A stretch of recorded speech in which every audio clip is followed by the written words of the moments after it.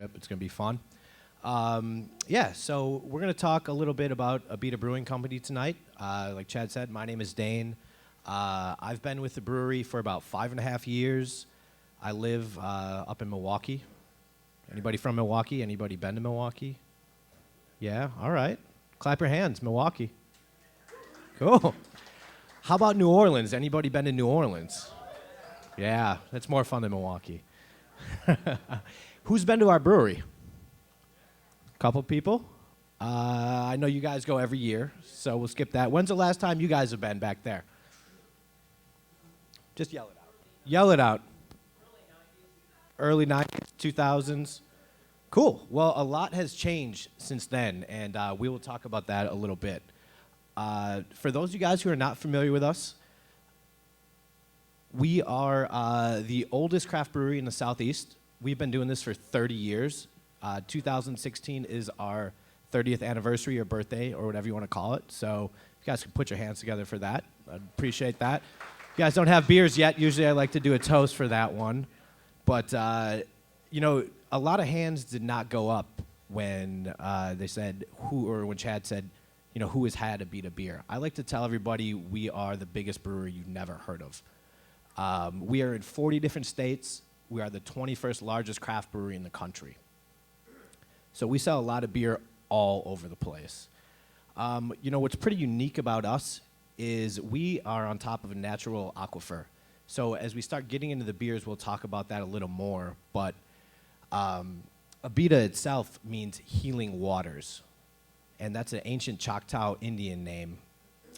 Back in, I don't even know how long ago, Clint, what do you think? A couple hundred years? Yeah, it's around the Louisiana Purchase.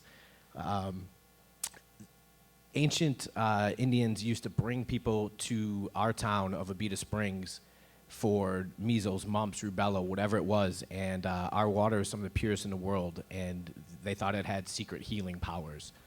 We think it just makes great beer. Unlike a lot of breweries out there, we do not treat our water. So do we have any home brewers in the house? Probably a few, hopefully. So you guys know about pH levels and all that stuff. Our water is very soft, very clean. So it's unfiltered, not touched. It lends itself to very, very easy, sessionable drinking beers. That's something we're very proud of, especially with the climate down in Louisiana. Those of you who've been down there, you know it's 99 degrees, 99% humidity, 9 months out of the year. So it's hot, sticky. We like our beers to be very, very drinkable without sacrificing the flavor. As far as, you know, the size of the brewery, we're at about 172,000 barrels of production. Our capacity is close to 500,000 barrels.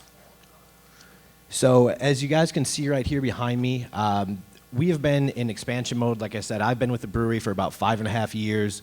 For 5 of those, we've been expanding and expanding and expanding and expanding. We just finished at the end of 2015. New gift shop, new brew house, obviously. This photo right here is our mezzanine. 3 of our brew kettles right here. So a lot of good things. Like I said, the biggest brewery you guys have never heard of. Any questions on capacity, the brewery itself? No?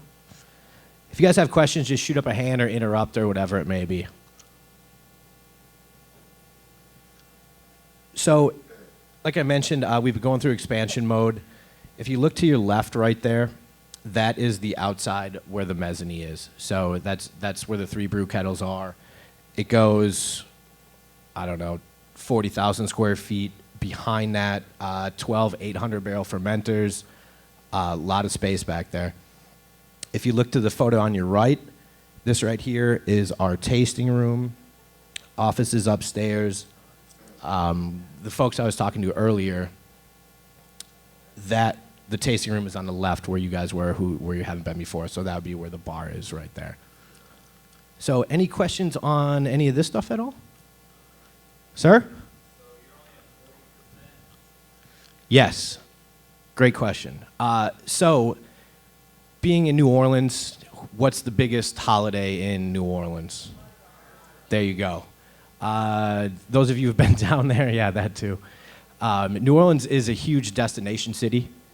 So you get Mardi Gras in February, March, you get a Final Four, maybe a Super Bowl in February, we're cranking at full steam. So we will use all that capacity for brewing purposes, but not on an annual basis. Great question. And also that time of year, too, are some of our biggest seasonals. We're not going to taste any today, but you guys may have had them. Our Mardi Gras Bach or our Strawberry Harvest Lager, which we sell quite a bit of. So we're running on a lot of cylinders. That's why we're planning for the future from that aspect. Any other questions? As far as the brewery itself, we are independently owned. We partnered with a company last year called Enjoy Beer, founded by Rich Doyle of Harpoon Brewing Company. So I know you guys have seen a lot of acquisitions, mergers, that sort of thing. We're not owned by AB. We're not owned by Miller Coors. We are still 100% independent craft brewery. So there's a lot of confusion out there in the marketplace. I encourage you guys to do your due diligence and know what you're drinking if you guys are, truly supporting craft beer out there. As far as Abita Springs itself, it is about 30 miles north of New Orleans. Those of you guys who have been to the brewery or to New Orleans, Lake Pontchartrain pretty much separates the two. The longest land bridge in North America, Clint? Yeah, in the world. We'll call it, there's a lot of discrepancies in the length of it, but somewhere between 24.1 to about 26 miles long. It's quite strange. If you've been partying in New Orleans all weekend and then jump on a bridge for 26 miles, you get out in the middle and you can't see any land. So it's quite interesting. As far as the town itself, it's quite small. It's about 7,000 people, very quaint. Nice little town in the piney woods of the North Shore in Louisiana. We are the biggest employer in Abita Springs, correct? Yeah, we employ about 120 people. Still run a very skeleton crew for the amount of beer we produce. That's like what Chad said, with us covering quite a bit of geography out there. So, how are we doing on Purple Haze or Triple Haze here? Any questions? We'll start getting into the beers a little bit. Myself? By accident, actually. Grew up in Madison, Wisconsin. Badger, go Badgers. Nobody? Okay. Yeah, well, it's tough. They shouldn't even have been that far, but hey. Yeah, went to school in Madison, started interning with Miller Coors. Or actually at that time it was just Miller on a whim, and it just kind of fell into the beer business. I really didn't have a passion for craft beer back then. I won't date myself, but thank you. Yeah, started interning at Miller at that time and on the marketing side of things, and the Miller Coors merger happened, and I kind of saw the writing on the wall and jumped over to the craft side as I started to start appreciating better beer. I was at another brewery for 2.5 years before Abita. Now I'm here, 5.5 years. Awesome company, awesome beers, good fans. Get to deal with people like you and Chad, and I couldn't think of anything else I'd rather do.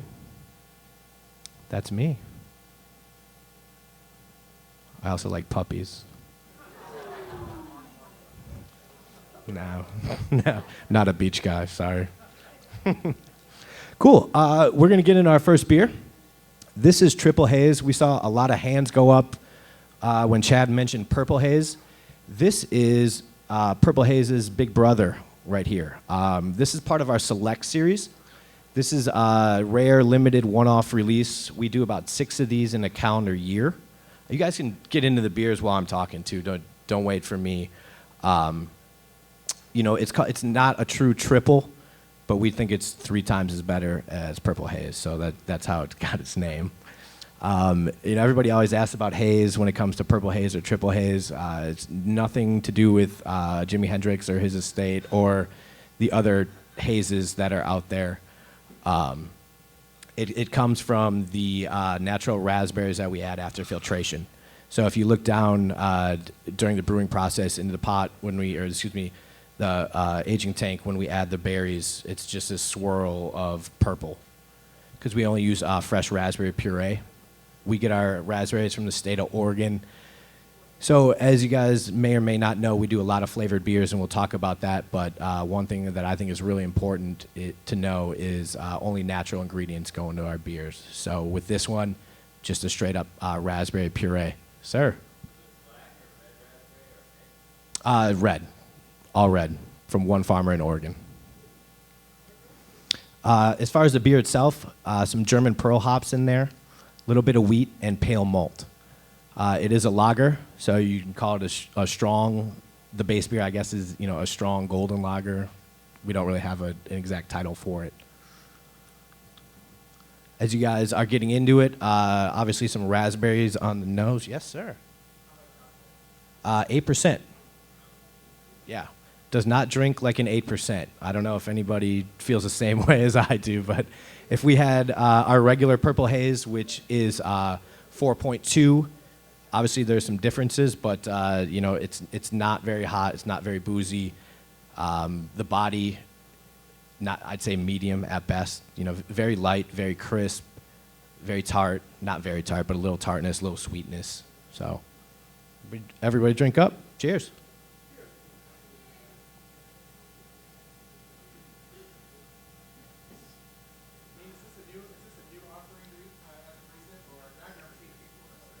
This one was around about 3 years ago. We brought it back just due to the success and consumer demand for it, pretty much. So it is, like I said, it is limited. Out if you guys are looking for it in the stores, it's only in 22-ounce bottles and draft, and there's not a ton of draft around town. I guess that's one thing I should mention too. We're doing some really cool, really limited beers tonight as well, and we'll talk about that as we get into the beers a little more.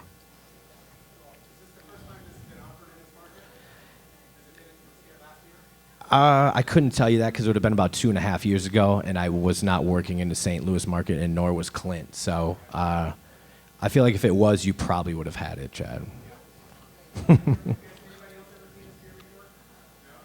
This.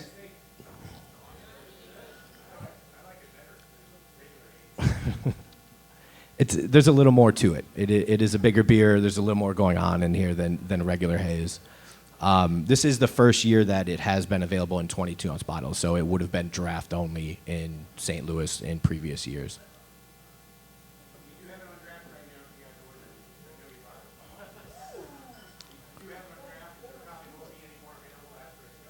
And they're serving it in pints, by the way, too. Somebody was, at least. Sorry, Chad. Never mind. It's a snifter.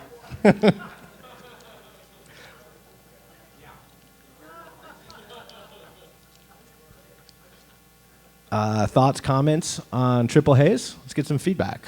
What do you think? Yeah.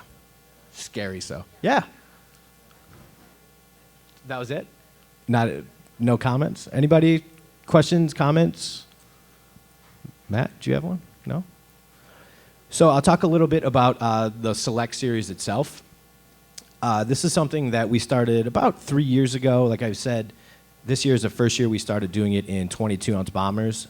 But it's always really just been a draft-only series. And we started it just basically our brewers wanted a chance to experiment a little bit, show their chops, and just do some fun styles that we normally wouldn't do.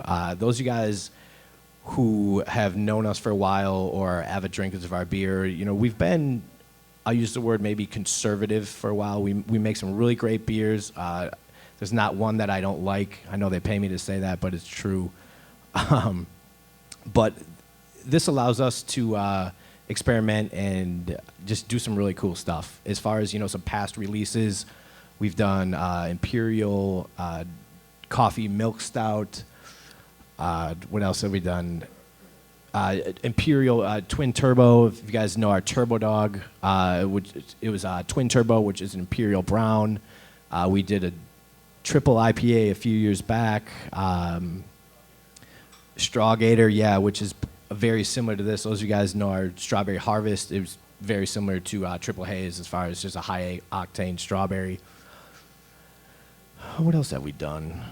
We should know these like that. It's the Select series, yeah. So pay attention. We're jumping all over the place tonight. We've got a lot of different series. We do about 50 different beers in a calendar year, too, between our flagships, our seasonals, our harvests, Bourbon Street, which we're going to get into next. We do some cask stuff, too, for those of you guys who are into real ale. Be on the lookout for some of that stuff coming. But, yeah, we do quite a few different styles.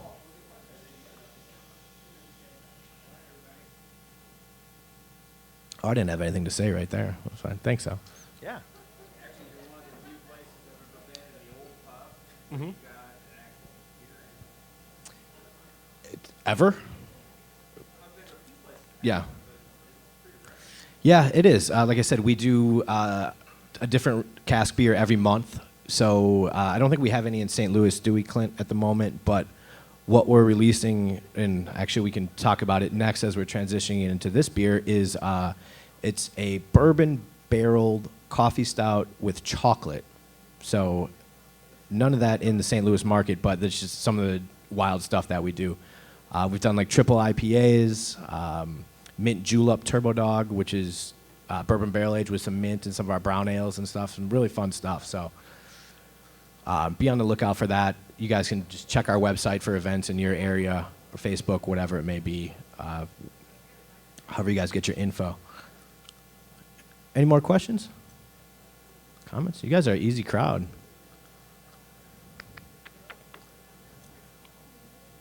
All right, I'm going to have a drink then, if you don't mind.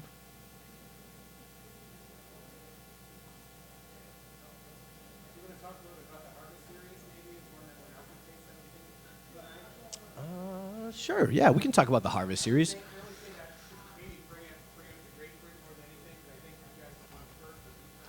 Yeah, we were very, very close. So the Harvest Series, like Chad mentioned, we do 4 different releases in a calendar year on that one. And like I mentioned earlier, it's local fruit, only local fruit, nothing artificial in there. Thank you. And I talked about strawberry. That's part of the Harvest Series. We're actually switching that up for 2016, Chad. So grapefruit IPA, which we've been doing for about 3 years. You guys all probably know everybody and their brother has a grapefruit IPA. We were one of the first to go to market with that about 3 years ago using fresh Louisiana red, ruby red grapefruits. So that's a series. We're not going to taste any tonight, but when you guys are out and about buying beer in the stores, you'll probably see quite a bit of strawberry now that you guys are aware of it after this. So we'll get on to the next beer, and we'll continue on with Harvest Series and everything else. So Bourbon Street Coffee Stout. Literally my favorite beer we've ever made in 5.5 years that I've been with the brewery. I was excited to see this on the lineup tonight. Thank you, Chad.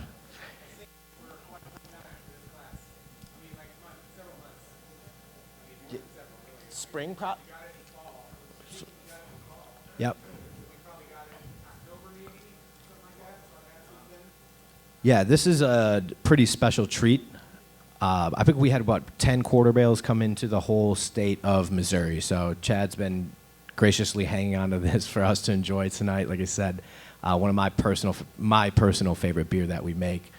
As far as the Bourbon Street series goes, not much more of an appropriate name for a barrel aging series for a brewery from New Orleans, in my opinion.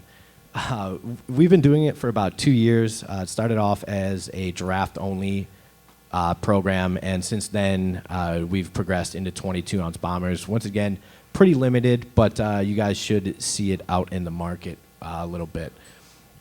As far as the bourbon barrels themselves, we get them from Buffalo Trace Distillery. Any bourbon fans in the room? Yeah, cool. Me too. So yeah, some of the bourbons that come out of Buffalo Trace, obviously Buffalo Trace, Blanton's, Sazerac Rye comes out of there. The whole Van Winkle family, all the bourbon folks are probably familiar with Pappy, all the way up. Yeah, Stag, Eagle Rare. A lot of stuff coming out of that distillery, and we're very fortunate to have that direct pipeline. The founder and president of Sazerac, before it was sold to Buffalo Trace, is from New Orleans. So our president and VP have a long-standing relationship with him, so we're able to, I don't want to say jump over other breweries, but get our foot in the door a little bit when it comes to barrels. So if you guys have looked at any of our stuff online or heard any of the feedback, we do brew some stuff in Pappy Van Winkle barrels. Obviously very elusive, very rare bourbon. The one you guys are enjoying tonight right now, this coffee stout, is from a Pappy barrel. So enjoy that one. Yeah.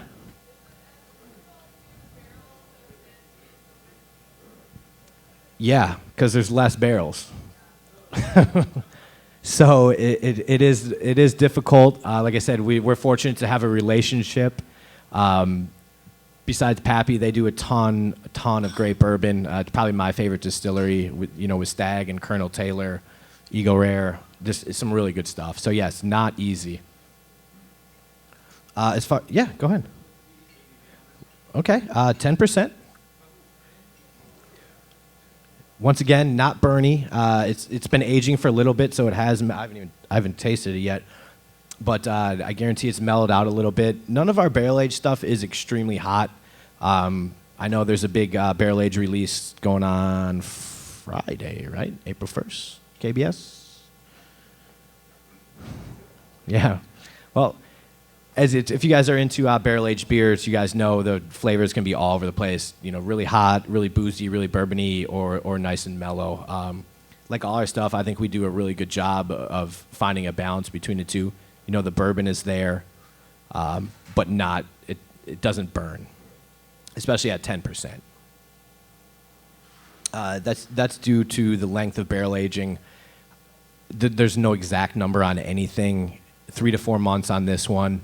One thing I should point out too is 100% barrel aged. A lot of breweries will blend, so they'll take the beer that was aging in bourbon barrels and then pop it on in, with just the base beer that was not. So 100% barrel aged, which is kind of a rarity in the brewing world. As far as the beer itself, pale, caramel, chocolate, malts in there, a little bit of oats to add some sweetness to it. We do a milk stout, but this is not that. So if you're getting any sweetness, it is coming from the oats and from the bourbon. I got one. Yeah. Thank you. Yeah. You guys drink. Don't wait for me to drink. Yeah, so after fermentation, we age it for about 3 to 4 months. We do, once again, supporting local. We do use a local coffee roaster from New Orleans. It's PJ's, if anybody's heard of it or been down there at all. They do some really nice stuff. We use espresso dolce beans, so it's not a cold press or an extract or anything like that. So, what do you guys think of my personal favorite? Yeah.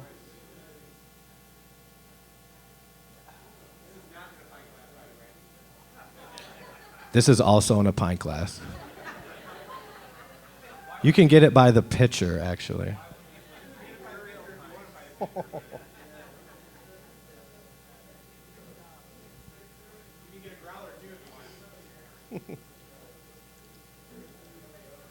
Are you guys picking up some of the wood? Obviously, a lot of vanilla, coffee, no brainer. The bourbon's actually really chilled out in this one. I like it. It's great. I'm probably going to get a picture of this when I'm done up here.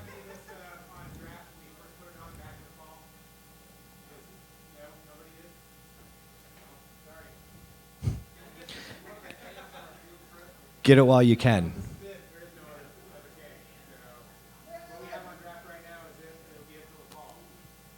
Well, actually, Chad, I'm sorry to break the news to you, but we are doing, I don't want to call it a commercial release, but we are going to have some more kegs coming probably however the trucks roll into St. Louis, but within the next 4 to 6 weeks. Not Pappy aged, so you guys can hold your noses up high and say I had the good shit. You guys can have, you guys can take that Buffalo Trace aged. It's still delicious, and you can still get it by the pint. We learned that lesson last year. We had a 9.3% on the bus. Oh boy. Not good, huh? Ours doesn't taste like 9.3 or 10, so. Yeah, that was pretty rough. It was a coffee, imperial coffee stout. Nice. Any questions on the Bourbon Street program, the series itself, distillery, beer? Yeah, in the back. Oh, sorry. A little bit, yeah. I couldn't tell you exactly how many milligrams, but there is some caffeine, yes. Like I said, I drink a lot of it. It's you never know. No, it won't. You're right. Not at 10%. Sir?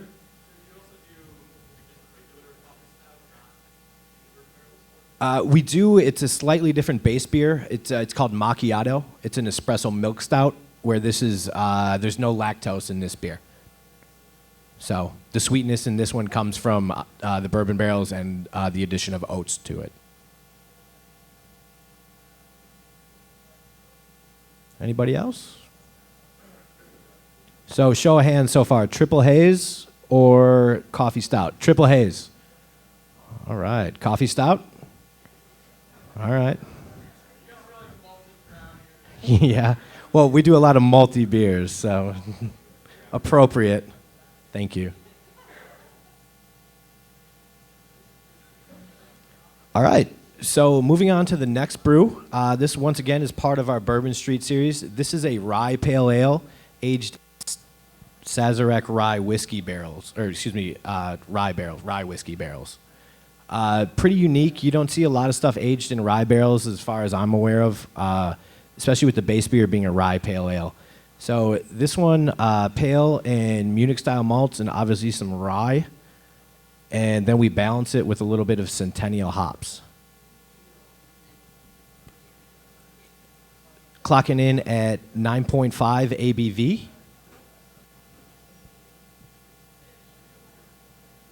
If you guys hold it up to the light, really nice copper color. Once again, I think they did a really nice job as far as the length of aging in this one. You get some of the spiciness that you get from a rye beer and a rye whiskey, but still, some of the wood, very, very light vanilla notes from the barrel aging.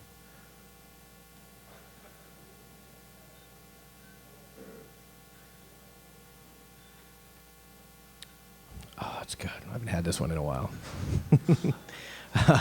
We actually cold aged this one a little bit too to mellow out the base beer before we throw it in the rye whiskey barrels as well. So, as you guys can see or taste with all of our beers so far, very, very smooth. Obviously, there's some aftertaste, but nothing fake. Just some really good stuff left on your palate. As far as drinkability, a lot of it comes from the water and the climate, like I mentioned. For a 9.5% barrel-aged beer, I think this is pretty drinkable. Dare I say dangerously drinkable. I don't know what, yeah? Yeah, cool. Yeah, if you like them at 9.5, you're a bigger man than me, man. What do you guys think about this one versus the other one? Let's get some audience participation as far as we'll pick on, how about you in the front row? No? Not a good one? Differences between coffee stout and Rye Pale. Speak up.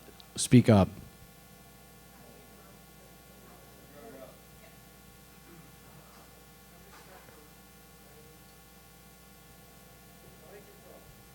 Jerome likes them both. Green shirt? Striped shirt?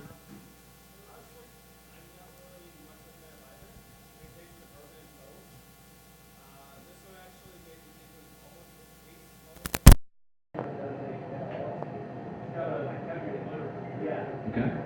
So I know that the open student will kind of throw me for a loop when I don't like that, but I like this one over the other one.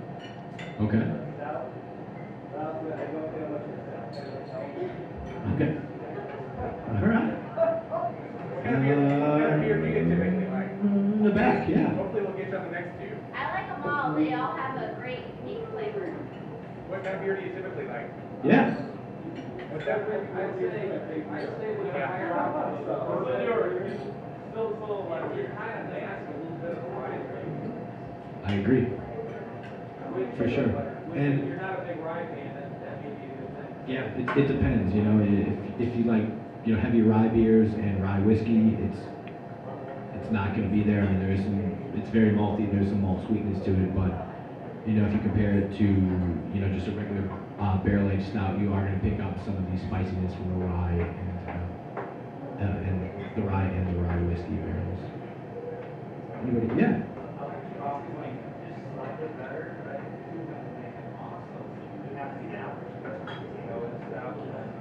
Yeah. They're selling them by the pitcher, so go ahead after we get out of here. I'll split it with you. How about that?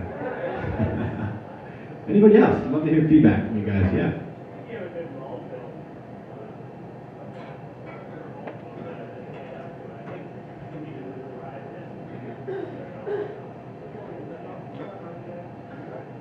Were you guys expecting more hops in it, being a rye pale ale? Yeah. This one, how long have you had this one? A little bit, fairly fresh. Yeah, not long. But once again, you know, anytime you Think it's going to kill hops, not kill them, but dilute them, mellow them very, very, very quickly. So, yeah. Is there a difference that you're perceivable between the original base beer hop level and this hop level?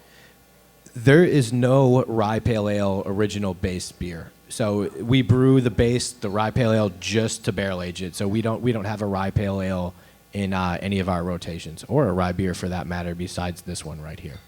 I think they developed the base beer, the Rye Pale Ale, to complement the Sazerac rye barrels. Yeah, no problem. Before we get into the next beer, I just want to reiterate, in case it wasn't clear, that you guys are pretty special to be having these beers. Just so you know, these aren't beer that's easy to find, especially not on draft. There were less than 10 Barrels that came to the entire St. Louis metropolitan area. So, you know, not to say that you have to like it, because if you don't like it, you don't like it. Yes, you do. But you don't like it. You don't like anything that we do. So we're just kind of trying to expose you to different things. But there's not a lot of this beer around. So if you like it, I don't mean that you should feel special for getting it, but you should buy it soon if you decide you like it and you want to drink it. I'm just saying. Well, you should especially drink it here because I'm giving you a bunch of free samples and you're having this awesome class. But I don't care what you do. Like, if you like it, you should drink it soon. Otherwise, it will be gone. That's all. He's right. Except for the coffee, this one which is not really around. But you want to drink the good one that was aged in Pappy Van Winkle barrels. Right. Not that pumpkin choice stuff. Questions on the beer itself, the brewery, the barrel aging program, me, Clint, anybody?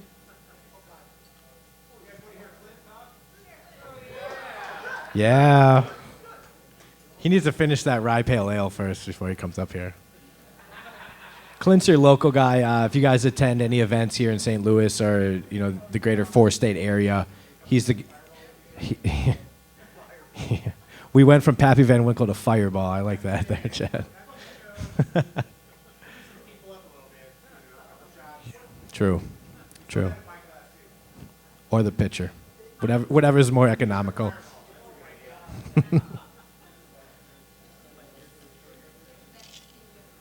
Well, we'll talk about the Harvest Series a little bit more while we're waiting on this next beer. We mentioned strawberry. We talked a little bit about grapefruit IPA and the local farmers that we partner with in Louisiana to grow the produce that we use in our beer. Currently it's strawberry, and the next one you guys will see is it's a blueberry wheat, and it's brand new, using fresh blueberries from the state of Louisiana. I think it's the same farmer from our strawberries. So I have not tasted the final version of that, so I'm excited, but be on the lookout for that one. Following that up in the fall, replacing pecan is going to be a peach lager. I can't tell you a ton about that because it's brand spanking new, and I've not tasted that either. So, like we said, we do a lot of flavored beers. A lot of that has to do with the southern palate. I mean, you guys are kind of, I'm a little farther north. You guys are right in the middle. The southern palate, very, very sweet. Somebody mentioned a lot of malty beers. We've been doing malty beers way, way, way, way longer before we did anything hoppy. We brew for, I don't want to say the local palate, but the southern palate. You guys have all heard of sweet tea. They probably even have it in St. Louis. I don't know, sweet tea. The southern palate is a lot more sweet than it is hoppy. So that's why you see the flavors, very, very malt-forward beers rather than just a ton of palate-wrecking IPAs. We do a couple IPAs. We'll get into one tonight. So next beer, speaking of Louisiana, this is a beer that probably only a brewery from Louisiana could get away with. This is Louisiana Spiced Ale. Brand new this year, part of our seasonal lineup. This guy's freaking out over here. He can't handle it. Can't handle it. It's our current seasonal. Like I said, it's probably only a beer that we could get away with. The concept on this was to, hold on, we'll get through some stuff, to mimic basically the boil of a crawfish boil. The boiling, I guess you'd call it the broth, right? I mean, it's called a boil, but the broth.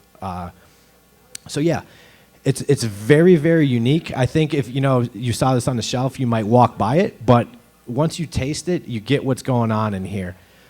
Some celery salt, some lemon peel, some bay leaf, paprika, and a little bit of cayenne in there. So you're obviously not going to taste any crawfish or anything like that, but very, very savory beer. I compare it kind of to some of the similar flavors coming out of a Bloody Mary.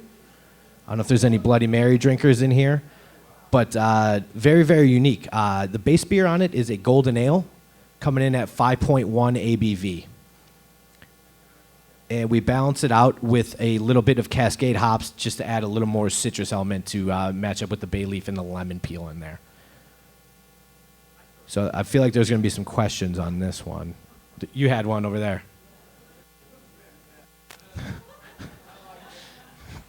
I'm glad we got some you like. This guy likes spicy beers, not barrel-aged beers.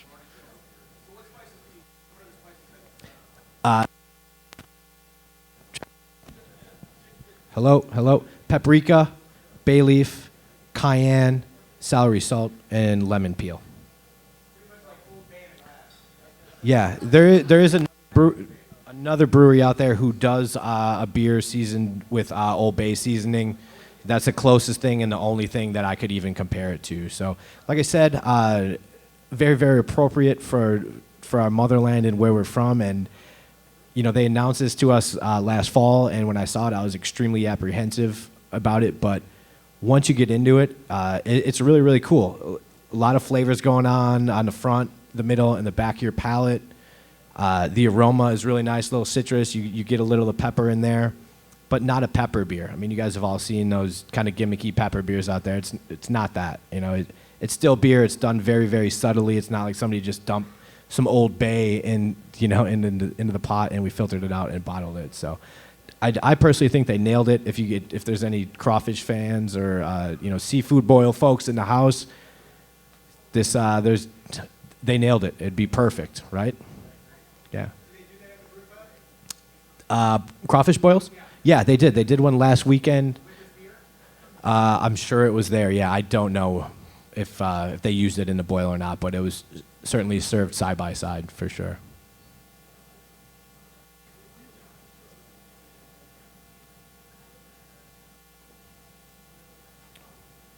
Yeah.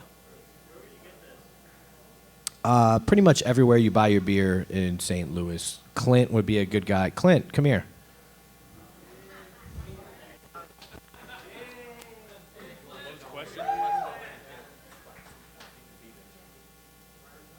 Yeah, Friar Tuck's would be a good place.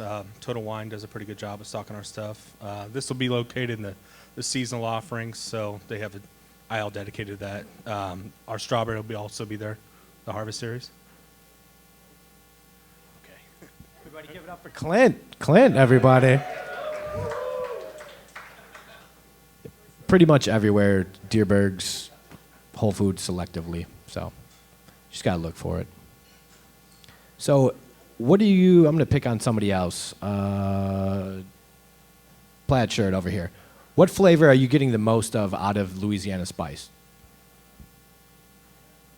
Well,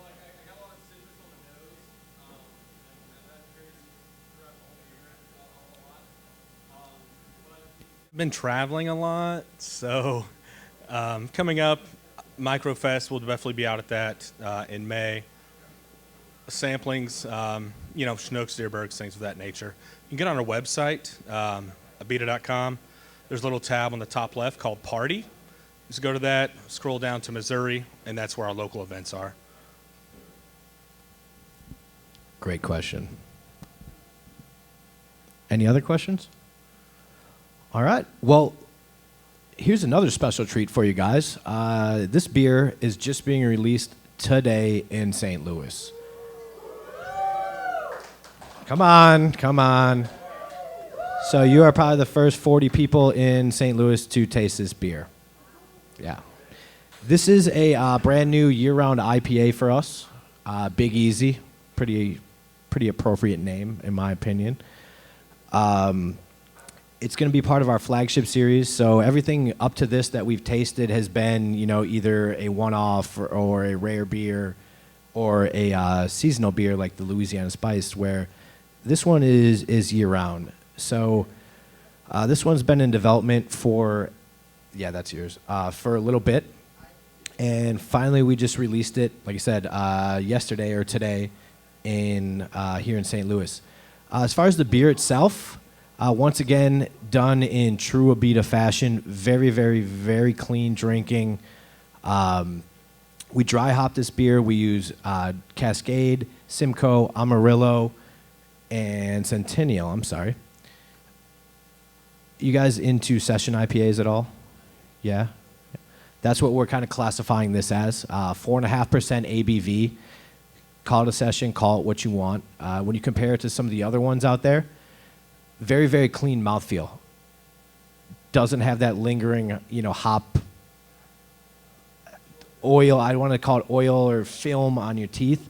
Reason being, we use real hops, not any hop oil. A lot of session IPAs will use a hop oil that helps keep the ABV down a little bit too.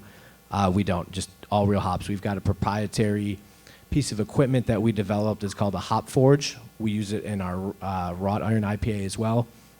It essentially takes the hops and creates, I hate this word, but it's true, a slurry of them. And rather than, if you guys are familiar with I think probably the most famous one is, the hop torpedo or the hop pedo, whatever our friends out west call it, where the beer is just cruising over the hops and going into the tank. We pump the hops right into the tank, so it's a slurry, so it's basically a 2-cycle phase on that. So that allows us to pull out a lot more aromas on the hops for this beer.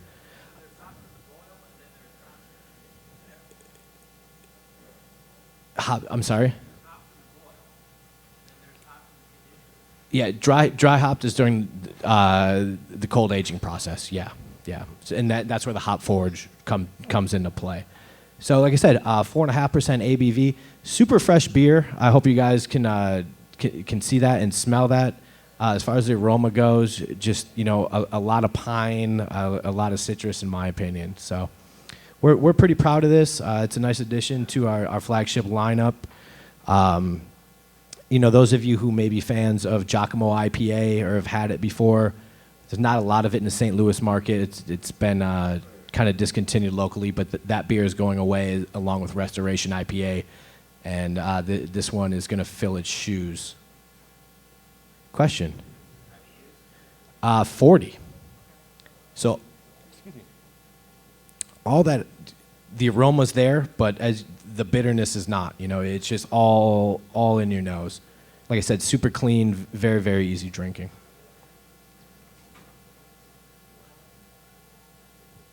Questions on this one? Man, you guys are an easy crowd. What do we think? Should we do a vote on all the beers right now? All right. Let's start with Big Easy. Okay. Yeah. Since they at least remember it and it's in their hands. Yeah, I like to mix things up. Louisiana Spiced? All right. Okay. Rye Pale Ale.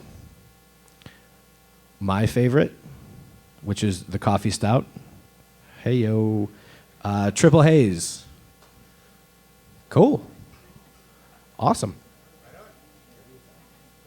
We're at like 47.